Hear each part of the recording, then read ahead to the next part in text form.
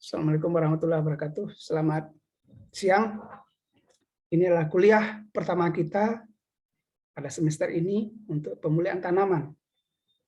Mana pada kuliah pertama ini barangkali kita akan membahas mungkin konsep-konsep dasar pemulihan, mulai dari sejarah, pengertian, tujuan, sasaran pemulihan, dan kontribusi pemulihan itu di bidang pertanian.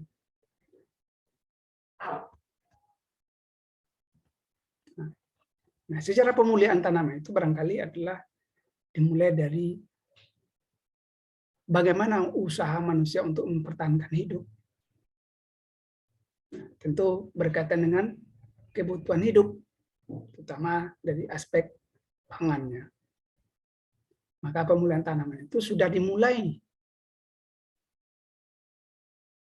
oleh manusia itu melalui seleksi, menanam dan memelihara tanaman. Nah, seleksi dilakukan secara tidak sengaja. Kenapa? Karena mereka menseleksi itu atau sistem pertaniannya berpindah-pindah. Maka tanpa suatu keahlian, tidak ditunjang dengan ilmu pengetahuan, tetapi hanya keahlian alamiah dengan pengalaman yang tentu memiliki keterbatasan tanpa pengetahuan. Maka era baru pemulihan tanaman dilakukan secara sistematis berdasarkan pengetahuan dalam suatu bidang ilmu, sehingga dapat mencapai kemajuan dan perkembangan yang lebih cepat.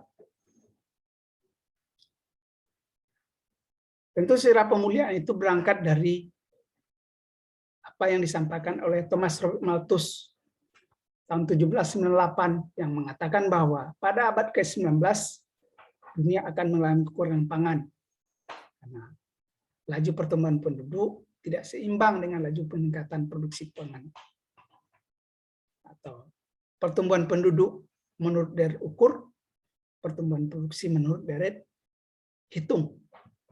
Namun alhamdulillah apa yang dikhawatirkan itu tidak terjadi, karena sudah dilakukan pengembangan varietas unggul dengan praktek pertanian yang sesuai. Nah, melalui peradaban manusia, mulai dari 9.000 sebelum Masehi, seleksi tanaman dilakukan pada pertanian berpindah. Pada 9.000 sebelum Masehi sudah dilakukan seleksi tanaman, terutama dengan pada pertanian berpindah. Nah, identifikasi dan seleksi tanaman yang baik adalah proses pemulihan. Maka pemulihan itu dianggap sebagai seni, bukan ilmu pengetahuan. Karena lebih cenderung sebetulnya mengidentifikasi dan menseleksi itu dilihat dari aspek-aspek seninya, caranya. Nah, penemuan penting bagi perkembangan pemulihan tanaman. Yang pertama, pertemuan kelamin tanaman. Jadi tahun 700 sebelum Masehi, orang Mesir dan Syria ditemukan tanaman jantan dan betina dan melakukan penyebukan buatan pada tanaman kurma. Hal ini dapat ditemukan pada relief. Jadi relief itu adalah sebagai sebuah bukti, dokumen penting berkaitan dengan sejarah masa lalunya. Tanpa relief barangkali kita tidak bisa melihat bagaimana perkembangan suatu sejarah, terutama di bidang pemulihan. Kemudian tahun 1674, kita barangkali tidak akan membahas detail per detail per tahunnya, tetapi ada beberapa tonggak-tonggak sejarah yang barangkali penting yang berkaitan dengan pemulihan itu. Nehemiah Grow itu menemukan kepala sari sebagai organ kelamin jantan pada tanaman atau tumbuhan. Kemudian tahun 1694, Camerarius, yaitu seorang bangsa Jerman, melakukan eksperimen persilangan untuk mendapatkan tanaman baru. Itu pada tanaman jarak. jagung, dan murbe. Ternyata yang diisolasi tidak menghasilkan biji. Jadi barangkali waktu itu belum terpikir bahwa ada organ kelamin jantan dan ada organ kelamin betina. Nah, barangkali ketika tidak terjadi yang namanya penyerbukan atau persilangan atau persarian, maka tidak akan bisa menghasilkan biji. Nah, kemudian penemuan kedua, penemuan tanaman hibrid. Itu kalau tanaman hibrid ini tanaman yang sudah melalui proses persilangan. Tahun 1717, Thomas Farchit menghasilkan tanaman baru berwarna merah dari persilangan dua tanaman. Jadi dia tidak menjelaskan tanamannya tanaman apa. Tapi kurangnya dari persilangan itu menghasilkan dua tanaman, satu tanaman baru yang berwarna merah.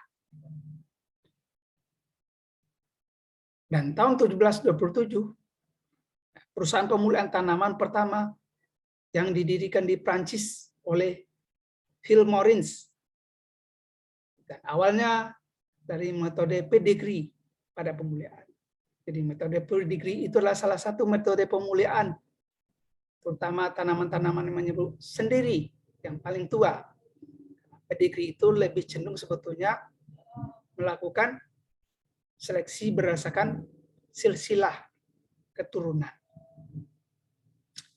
Nah, tahun 1761, Joseph Kuhl-Reuter melakukan persilangan atau hibridisasi antara Nicotiana rustica dan Nicotiana panicula. Jadi ini adalah persilangan antara tanaman tembakau yang dilakukan. Kemudian, tonggak sejarah yang penting juga bagi perkembangan pemulihan itu adalah penemuan hukum Mendel. Nah, pada tahun 1865, Mendel mempublikasikan penemuan dalam percobaan hibridisasi pada tanaman. Jadi percobaan ini menghasilkan hukum pewarisan sifat pada tanaman kacang kapri dan menemukan unit faktor yang disebut dengan gen. Jadi pada Mendel sudah mulai melihat ketika dilakukan hibridisasi, maka keturunannya itu akan memiliki variasi.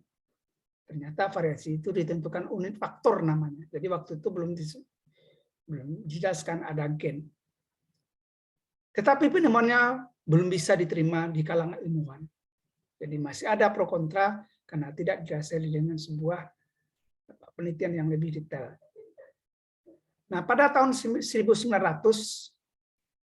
dari beberapa negara, peneliti beberapa negara, Koren dari Jerman, De Vries dari Belanda, dan Tesmat dari Austria, juga menemukan hasil yang serupa dengan Mendel, bahwa terjadi pewarisan sifat.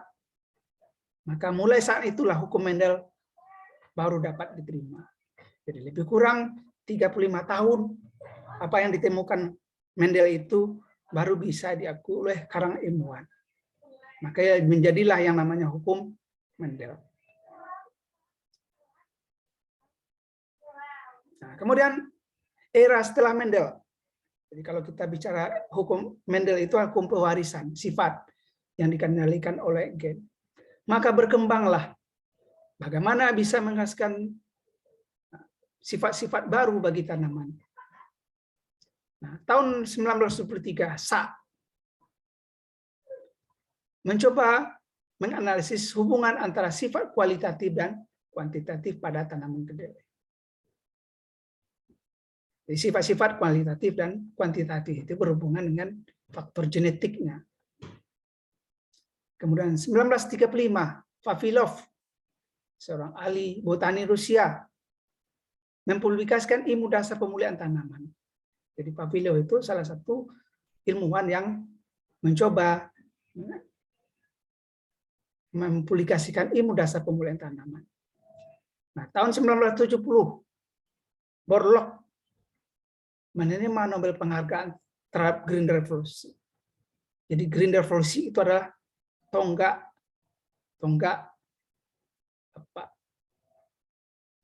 bagaimana mengatasi produksi pangan yang diramalkan oleh Robert Malthus, atau disebut juga dengan revolusi hijau di bidang pertanian. Borlaug. Kemudian tahun 1976, Yuan Longping dan kawan-kawan mengembangkan beras hibrid pertama berdasarkan CMS. CMS itu adalah Cytoplasmic Male Sterile. Jadi sitoplasmiknya atau sitoplasma yang diserahkan untuk dikomersialisasi di China. Jadi padi hibrid pertama itu ada di China. Kemudian tahun 1983, Freiley dan kawan-kawan juga mengembangkan tanaman transgenik. Ini sudah pemulihan modern pada tanaman tembakau di USA.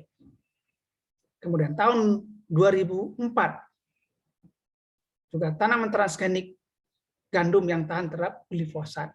Jadi bagaimana pengembangan gandum itu, pengendalian herbis gulma pada gandum itu dilakukan dengan menggunakan herbisida tanpa mengalami kerugian pada tanaman gandum. Nah, itulah barangkali kira-kira sejarah awal dari pemulihan tanaman. Nah, kita lihat dari pengertian pemulihannya. Jadi pemulihan itu adalah suatu ilmu atau seni dalam merakit keragaman jenis tanaman secara sistematik. Terurut ya, dengan memanfaatkan pengetahuan genetika. Jadi kalau kita bicara pemulihan tanaman, harus didukung dengan ilmu pengetahuan tentang genetika. Kemudian patologi, tentang penyakit. Kemudian fisiologi tumbuhan. Juga statistik. Jadi statistik itu bukan ilmu matematik, tetapi pemanfaatan statistik di bidang pemulihan itu adalah bicara tentang daya heritabilitasnya, kemampuannya untuk diwariskan. Kemudian juga biologi molekuler. Tentu semata-mata adalah untuk mendapatkan tanaman yang lebih bermanfaat dari sebelumnya. Jadi kalau kita bicara pemulihan, itu adalah memperbaiki sifat tanaman yang sudah unggul menjadi lebih unggul, sifat yang baik menjadi lebih baik, yang bermanfaat bagi kehidupan manusia. Jadi dilihat dari sisi pengertiannya, pemulihan itu suatu ilmu atau seni. Bagaimana kita mendapatkan tanaman yang unggul itu, yang bisa meningkatkan taraf hidup manusia. Tentu banyak hal yang perlu kita bahas. Nah, pelaku kegiatan ini disebut dengan pemulihan tanaman atau plant breeder. Nah, 4 faktor penting dalam pemulihan tanaman. Jadi kalau kita bicara tentang pemulihan tanaman, 4 faktor penting itu harus ada. Yang pertama adalah adanya keragaman genetik. Mungkin materi kita pada kuliah berikut adalah berkaitan dengan plasma atau sumber daya genetik. Jadi semakin besar keanekaragaman atau keragaman genetik, maka kegiatan-kegiatan di bidang pemulihan akan semakin besar. Untuk mendapatkan sifat-sifat atau tanaman unggul baru besar atau dapat dilakukan. Kemudian yang kedua adalah transfer gen.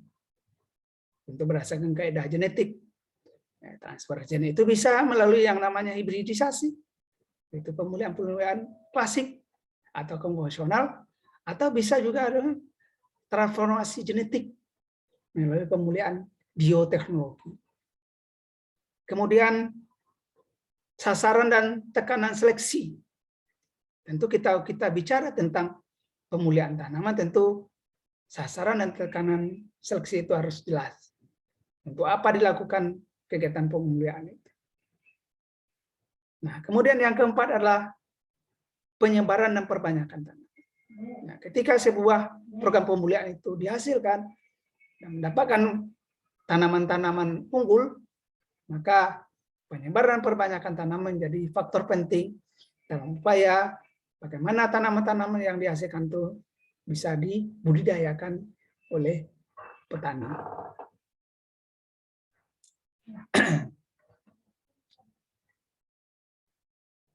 Nah, tujuan pemulihan tanaman. Jadi tujuan pemulihan tanaman itu tentu dalam rangka untuk mendapatkan varietas unggul yang berdaya hasil tinggi.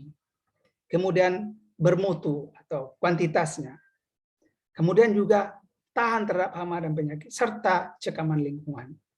Kemudian tentu dari aspek tanaman itu sendiri unggul baru yang berumur kencah. Kemudian juga memperbaiki sifat-sifat atau karakter agronomi dan hortikultura.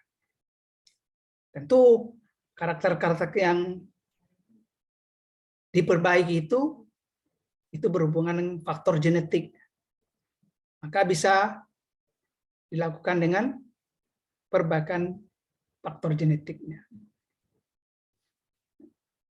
Kemudian juga interaksi dengan faktor lingkungan. Kemudian juga daya adaptasi. Jadi, semakin bagus suatu varietas unggul yang dihasilkan, maka seharusnya adalah semakin memiliki daya adaptasi yang makin luas terhadap lingkungan. Kemudian stabilitas, baik itu dari sisi kualitas maupun kuantitas. Jadi stabilitas produksi yang baik, kemudian kualitas produksi yang semakin baik. Kemudian yang lebih penting juga adalah setiap varietas unggul yang dihasilkan tidak mempengaruhi rasa atau selera konsumen. Kemudian juga memperkecil gangguan biotik dan abiotik.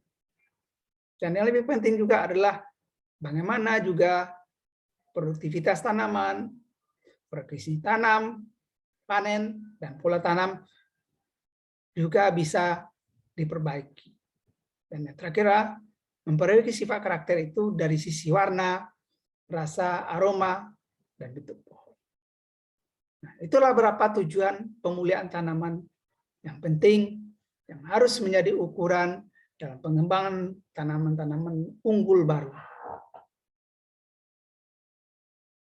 Kemudian sasaran pemulihan tanaman. Nah, sasaran pemulihan tanaman itu yang pertama menghasilkan jenis atau varietas unggul baru yang berproduksi lebih tinggi dari jenis yang sudah ada. Kemudian mendapatkan jenis unggul yang tahan terhadap penyakit serta kekeringan.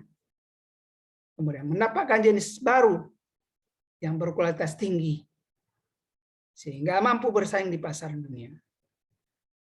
Kemudian yang lebih penting juga adalah jenis unggul berumur pendek. Jadi, kalau kita bicara jenis unggul yang berproduksi tinggi, tentu itu menjadi harapan utama dalam kegiatan pemulihan. Kemudian tahan hama penyakit dan cegah kekeringan yang menjadi faktor penghambat terhadap produksi juga penting dilakukan.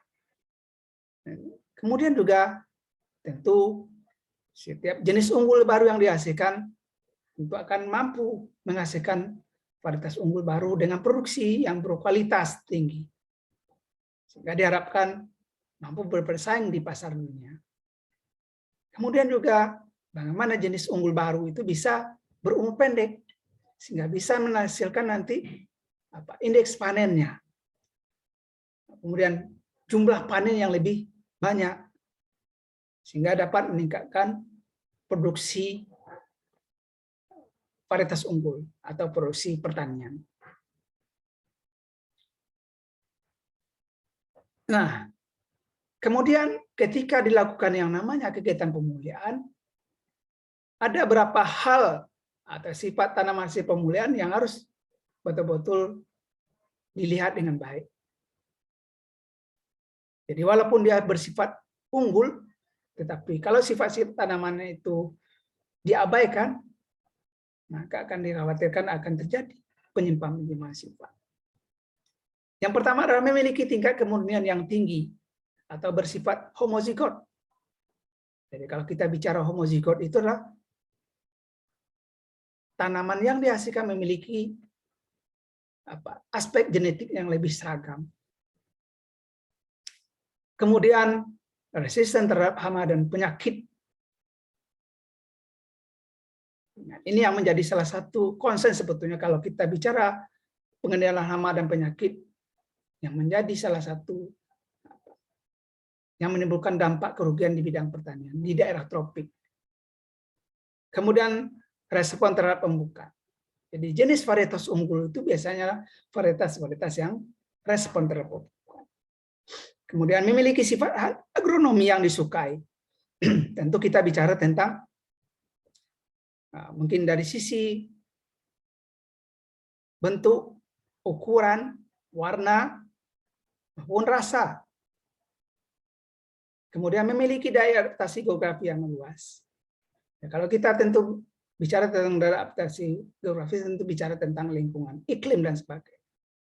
Jadi bagaimana bisa menghasilkan varietas unggul atau tanaman baru yang memiliki kemampuan daya adaptasi lingkungan yang luas. Memiliki daya adaptasi terhadap faktor iklim yang luas. Kemudian memiliki daya hasil tinggi. Dan yang terakhir adalah memiliki sifat yang dapat diwariskan. Nah, ada 7 sifat tanaman hasil pemuliaan yang harus menjadi perhatian sehingga nanti diharapkan hasil-hasil pemuliaan itu bisa mencapai sasaran dan tujuan dari pemuliaan itu sendiri. Nah, peranan ilmu agronomi dan pemuliaan. Tentu kalau kita bicara pemuliaan, walaupun dia lebih cenderung sebetulnya upaya memperbaiki, tetapi harus didukung dengan ilmu-ilmu di bidang agronomi, seperti ekologi, ini berhubungan dengan lingkungan, fisiologi, berhubungan dengan aktivitas fisiologi tanaman, genetika, atau juga mekanisasi ekofisiologi dan fisiologi genetika. Maka agronomi itu adalah suatu ilmu, atau sini dalam mengkombinasikan unsur agronomi dalam memperoleh produksi yang menguntungkan. Jadi penting ilmu-ilmu agronomi itu di bidang pemuliaan. Karena kalau kita bicara pemuliaan, bukan saja bicara melakukan perbaikan sifat, tapi juga melakukan perbaikan sifat diikuti dengan pemeliharaan dan panen.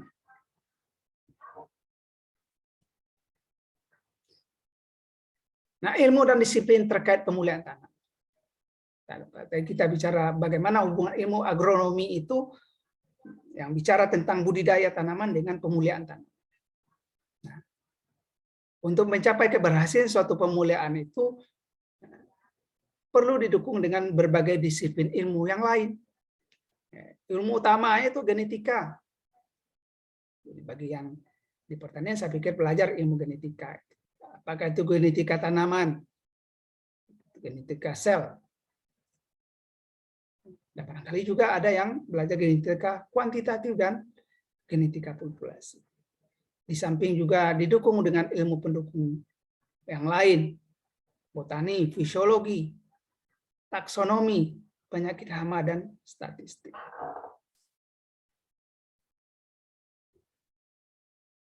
Nah, apa tugas pemulihan tanaman? Apa tugas plant breeder itu? Jadi tugas plant breeder itu adalah yang pertama menghasilkan suatu varietas yang sesuai dengan kebutuhan masyarakat. Jadi kalau kita bicara tentang pemulihaan tanaman, tentu apa yang menjadi kebutuhan konsumen atau kebutuhan masyarakat. Tentu dengan melakukan yang namanya rekayasa tanaman menjadi bentuk yang seragam. Tadi juga dikatakan ya tanaman-tanaman yang bersifat homozigot. Nah, karena lihat tanaman bersifat homozigot, maka akan menghasilkan keturunannya atau pewarisannya adalah juga homozigot. Kemudian memelihara keragaman yang nantinya berguna untuk memperoleh sifat baru. Bila terjadi erosi genetik pada tanaman atau varietas yang telah dihasilkan sebelumnya. Nah, di samping melakukan rekayasa atau memperbaiki sifat tanaman, yang penting juga adalah bagaimana bisa memelihara keragaman atau plasmanupa yang ada. Karena dari awal saya katakan bahwa salah satu faktor penting yang menentukan keberhasilan dalam pemulihan itu adalah adanya keragaman atau sumber daya genetik yang tinggi. Sehingga nanti diharapkan manakala varietas yang ada itu tidak lagi bisa beradaptasi dengan kondisi yang ada, maka kita akan bisa memperbaiki sifat yang ada. Ingat, tujuan pemulihan itu adalah untuk memperbaiki sifat yang baik menjadi lebih baik. Untuk memperbaiki sifat yang barangkali yang sudah tidak sesuai lagi dengan kondisi hari ini menjadi lebih baik. Nah, bagaimana strategi pemulihan tanaman? Nah, strategi yang dilakukan adalah tentu meningkatkan variasi genetik. Tadi saya katakan bahwa salah satu modal utama atau faktor penting dalam pemulihan tanaman itu adalah keragaman genetik. Semakin besar keragaman genetiknya, semakin tinggi tingkat biodiversity-nya, maka akan semakin memudahkan kita untuk melakukan perbaikan-perbaikan sifat. Tetapi semakin berkurang keanekaragaman genetiknya atau plasmanupa yang ada itu, maka akan semakin kecil peluang kita untuk melakukan perbaikan sifat-sifat unggul yang diinginkan. Maka strateginya adalah melakukan yang pertama introduksi. Kemudian yang kedua adalah persilangan atau hibridisasi. Yang ketiga adalah manipulasi genom. Yang keempat manipulasi gen atau bagian kromosom. Dan yang terakhir adalah transfer gen. Nah, tiga cara yang pertama itu dikenal sebagai pemulihan klasik atau konvensional. Dan dua cara yang terakhir itu adalah cara pemulihan molekuler atau inkonvensional, yang dianggap sebagai bagian dari bioteknologi. Jadi kita akan lihat juga nanti apa bedanya pemulihan konvensional dengan pemulihan inkonvensional atau pemulihan modern lah barangkali bahasa. Tetapi secara prinsip, mau pemulihan konvensional, mau pemulihan modern, sebetulnya perbedaan dasarnya adalah bagaimana kita melakukan pendekatan.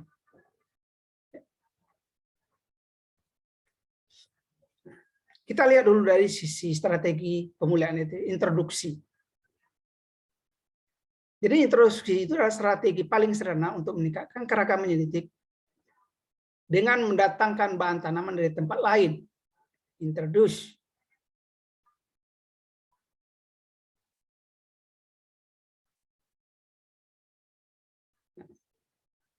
Seleksi atau screening dilakukan terhadap koleksi plasmanupa yang didatangkan dari berbagai tempat dengan kondisi lingkungan yang berbeda. Sehingga apa? Pengetahuan tentang pusat keanekaragaman tumbuhan itu penting untuk penerapan cara ini. Ini nanti akan kita bahas pada materi berikut adalah mengenai yang namanya plasmanupa atau sumber daya genetik.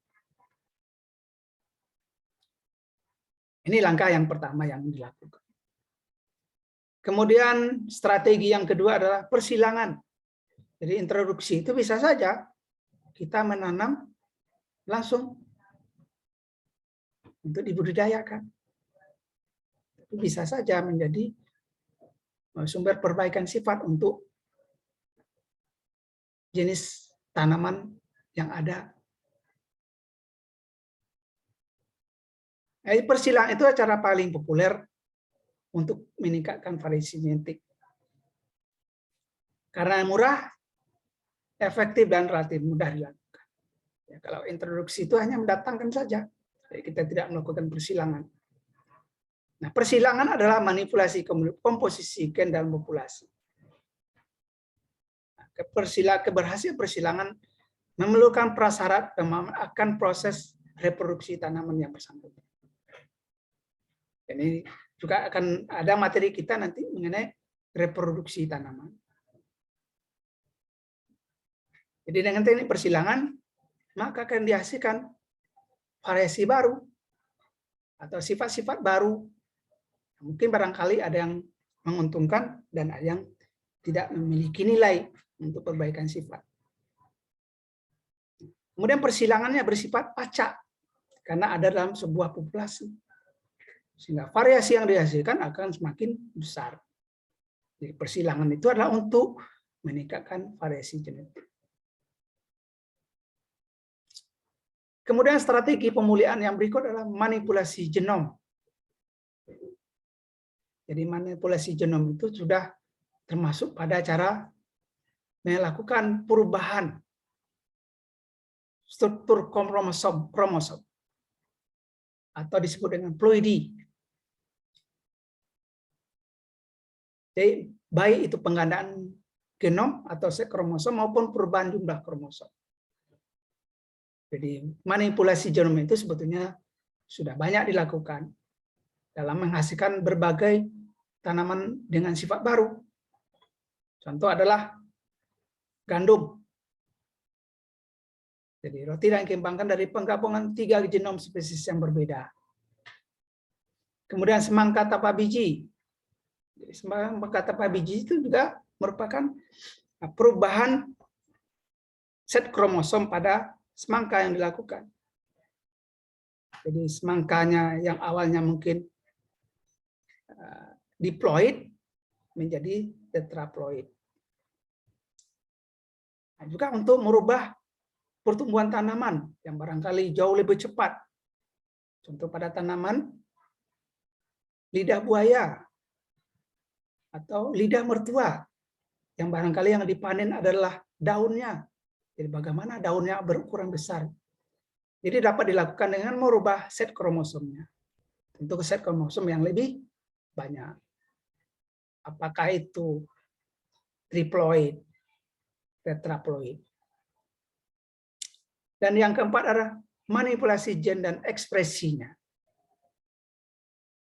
Ini metode ini mungkin nggak berbeda dengan manipulasi genom. Kalau genom itu barangkali lebih cenderung pada perubahan set kromosomnya, tetapi manipulasi gen adalah yang mungkin berkaitan dengan penerapan genetika molekuler. Jadi bagaimana gen-gen itu yang kita rubah. Kemudian dia bisa berekspresi. Kemudian yang berikut adalah berbagai teknik yang tercakup di dalamnya.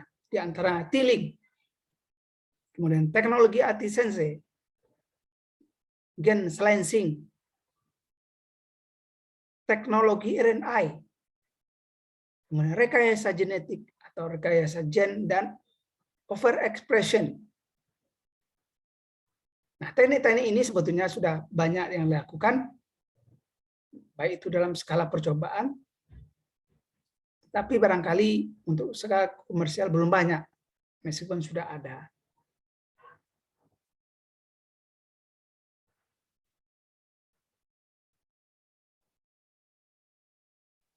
Kemudian manipulasi genom. Nah, strategi manipulasi genom lebih dikenal dengan transformasi DNA atau DNA transformation. Jadi kalau bicara tentang transformasi DNA itu adalah gen organisme lain yang disisipkan ke dalam DNA tanaman untuk tujuan tertentu. Atau juga disebut juga dengan transgenik, transformasi genetik. Nah, tentu strategi pemulihan ini barangkali memiliki efektivitas yang tinggi dalam rangka memperbaiki tanaman, nah tidak lagi mengenal batasan tanaman. Kalau pemulihan konvensional barangkali masih ada batasannya. Padi harus sesama padi, jagung sama jagung. Tapi kalau kita bicara manipulasi genom atau melalui teknik rekayasa genetik atau genetik, barangkali ada juga pertentangan kelompok, terutama adalah komunitas peduli lingkungan. Karena apa? Karena varietas hasil rekayasa dianggap membahayakan lingkungan jika dibiarkan. Tetapi produk yang sudah dihasilkan cukup banyak adalah seperti padi, kedelai, jagung, kapas, tomat, dan kentang. Di negara-negara maju sebetulnya teknik manipulasi genom itu sudah berkembang dengan pesat. Mereka tidak lagi memikirkan tentang bahaya dari hama penyakit. Mereka tidak lagi bicara tentang pengaruh cekaman atau faktor abiotik terhadap produktivitas tanam. Mereka tidak lagi memikirkan bagaimana pengendalian kulma itu. Karena mereka sudah melakukan pendekatan dengan manipulasi genom atau dengan teknik rekayasa genetik. Nah, itu beberapa strategi yang bisa dilakukan dalam kegiatan pemulihan. Baik itu pemulihan konvensional maupun pemulihan inkonvensional. Tadi saya katakan bahwa dari sisi strategi itu ada yang bersifat konvensional dan ada yang bersifat inkonvensional. Metode konvensional itu merupakan salah satu metode klasik atau sederhana dalam bidang pemulihan yang sudah dilakukan sejak lama. Apa kegiatan-kegiatan yang dilakukan dalam metode konvensional itu? Persilangan dan seleksi.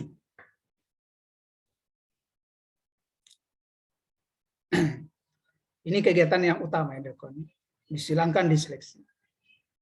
Kemudian gen yang dipindahkan berasal dari spesies yang sama. Padi sama padi, jagung sama jagung. Kemudian perpindahan gen melalui perkawinan interspesies. Jadi perkawinan gen ini dimaksud adalah pertemuan gamet jantan dan gamet betina dari kedua tanaman yang masih dalam satu spesies. Kemudian dilakukan yang namanya seleksi pada karakter-karakter yang menguntungkan secara agronomi. Nah, seleksi dilakukan berdasarkan sifat fenotip. Padahal sifat fenotip adalah sifat yang dipengaruhi oleh interaksi genotip dengan lingkungan. Tentu sifat secara fenotip itu memiliki kemampuan genetik yang sama. Kemudian memerlukan waktu yang lama. Jadi kalau kita perhatikan di sini, dari ilustrasi gambar yang ada ini yang berwarna oranye itu ada donor plant atau tanaman pendonor sifat tertentu. Kemudian yang hijau itu adalah varietas yang dibudidayakan atau commercial plant variety. Maka akan dihasilkan nanti keragaman dari sisi genetiknya. Kenapa menggabungkan dua sifat induk itu? Maka akan dihasilkan nanti variasi yang besar. Ya, ada warna hijau, kuning, dan coklat. Itu yang kita harapkan itu adalah sifat unggul yang kita harapkan itu adalah pada varietas komersial itu ada yang berwarna coklat itu. Yang berwarna coklat. Seperti ini.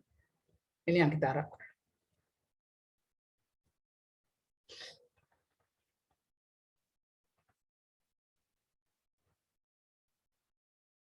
Ini kalau kita perhatikan, ini adalah varietas unggul yang dihasilkan. Tentu yang diharapkan adalah varietas unggul yang memiliki sifat-sifat unggul untuk satu aspek yang diinginkan saja. Tapi kalau konvensional plant breeding biasanya susah untuk mendapatkan satu sifat. Kenapa? Karena ada terjadi penggabungan sifat dari kedua induknya. Waktunya bisa 8-10 tahun.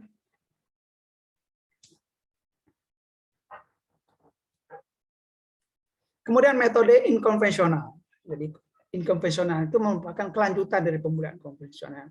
Tentu yang lebih akurat. Nah, metode inkonvensional itu tidak mengenal batasan spesies. Yang diutamakan adalah sifat atau gen yang menentukan sifat itu sendiri. Kemudian gen atau sifat itu dipindahkan dari spesies yang berbeda.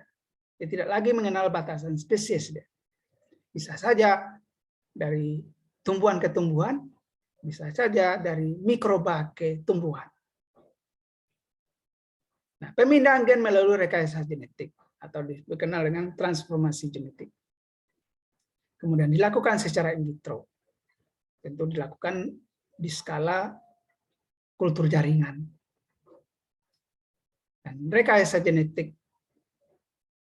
Nah, ini bedanya antara metode inkonvensional dengan konvensional. Jadi kalau kita bicara inkonvensional, kita akan menyisipkan bukan genom dari tanam itu yang bergabung kepada commercial plant variety itu, varietas komersial, tapi gennya saja. Sehingga bisa dipastikan sifat yang ada itu akan atau terdapat pada varietas baru. Ini bedanya sangat jelas sekali.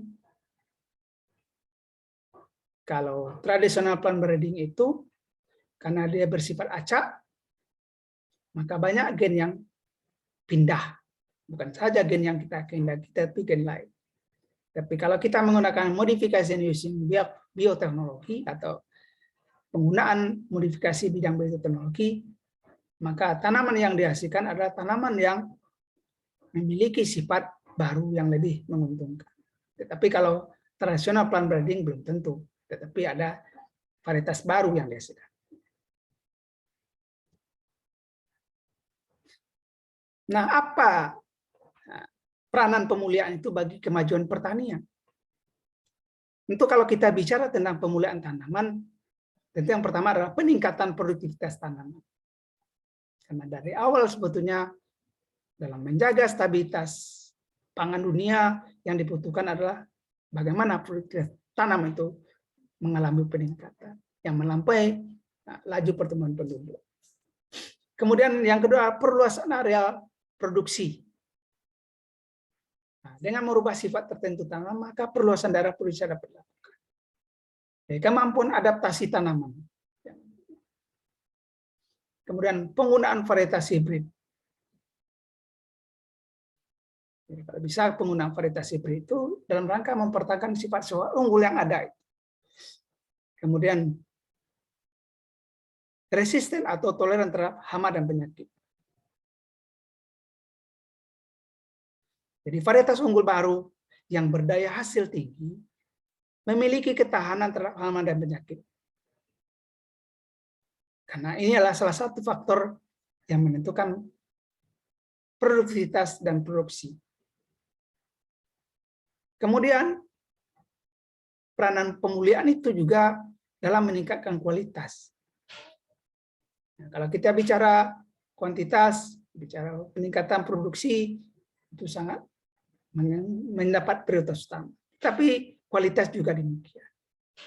Karena tidak semua produk pertanian itu diukur dari produksi, tapi juga ada yang dari kualitas.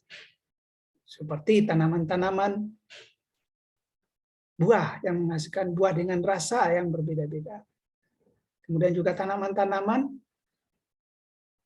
bunga yang menghasilkan beraneka ragam warna. Kemudian kesesuaian terhadap pemanenan maksimal. Tentu yang diharapkan varietas-varietas yang memiliki bentuk morfologi yang ideal, baik dari sisi pemeliharaan maupun dari sisi panennya. Sehingga diharapkan dapat varietas yang ada itu dapat dikembangkan untuk skala luas dengan menggunakan mesin-mesin pertanian yang bisa dimanfaatkan.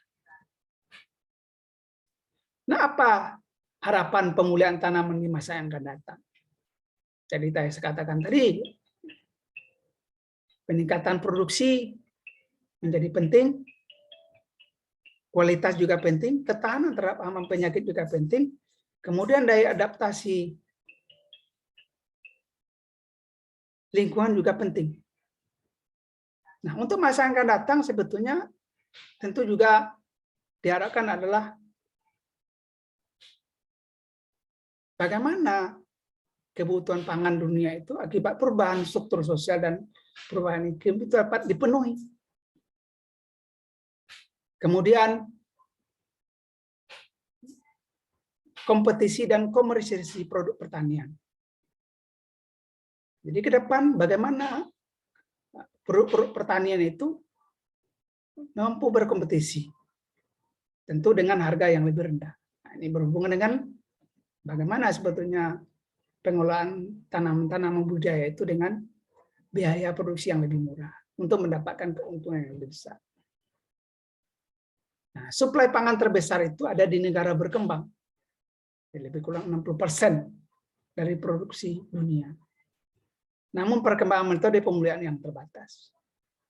Nah, berbedalah dengan negara maju seperti Amerika dengan menggunakan bioteknologi untuk mengembangkan komoditi. Tapi mereka mempunyai tujuan-tujuan strategis. Tetapi bagi negara-negara berkembang, nah, metode pemulihannya tidak berkembang dengan baik. Kemudian metode pemulihan itu membutuhkan metode baru dan pendekatan baru. Karena ilmu pemulihan itu sangat dinamis dan berkembang sesuai dengan kemajuan ilmu pengetahuan dan teknologi.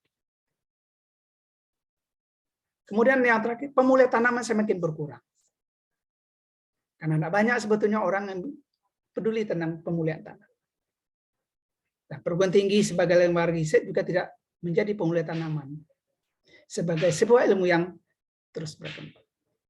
Nah, inilah barangkali bagaimana peran pemulihan di masa yang akan datang.